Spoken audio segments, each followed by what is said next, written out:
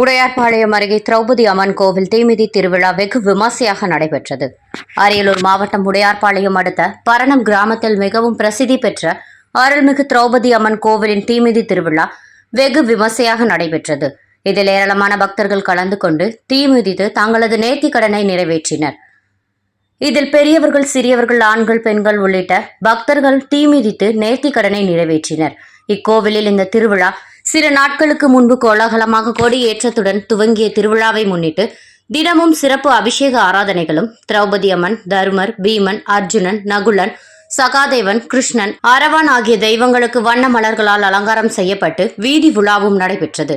இவ்விழாவில் புகழ்பெற்ற பூசாரிகளை கொண்டு தினம்தோறும் மகாபாரத பஞ்ச பாண்டவர்கள் கதையை படித்து தர்மர் பிறப்பு, அர்ஜுனன் பிறப்பு, அம்மன் பிறப்பு, அர்ஜுனன் வில் வளைத்தல், அர்ஜுனன் மாடு விரட்டுதல், திரௌபதி திருமணம், பூச்செறிதல், அரவான் கடபலி உள்ளிட்ட 18 நாட்கள் நடந்த மகாபாரத போர் தினத்தை ஒவ்வொரு வகையார்களும் மண்டகப்படியாக திருவிழாவாக கொண்டாடி மகாபாரத போரின் இறுதி நாளன்று திரௌபதி அம்மனுக்கு வேண்டுதல் படி தீமிதித்து நேர்த்தி கடனை நிறைவேற்றினர். முன்னதாக காப்பு கட்டி விரதம் இருந்த பக்தர்கள் பரணம் பெரிய ஏரிக்கரையில் இருந்து பூக்கரகத்துடன் பம்பை மேளம் முழங்க நாதஸ்வரம் மங்கள இசையோடு முக்கிய வீதி வழியாக வந்த பக்தர்கள் கோவில் அருகே அமைக்கப்பட்டிருந்த அக்னி குண்டத்தை சுற்றி வலம் வந்து அக்னி குண்டத்தில் இறங்கி தீமிதித்து தங்களது நேர்த்தி கடனை அம்மனுக்கு செலுத்தினர். தொடர்ந்து சாட்டையடி வாங்கி பக்தர்கள் நேர்த்தி கடனை நிறைவேற்றினர்.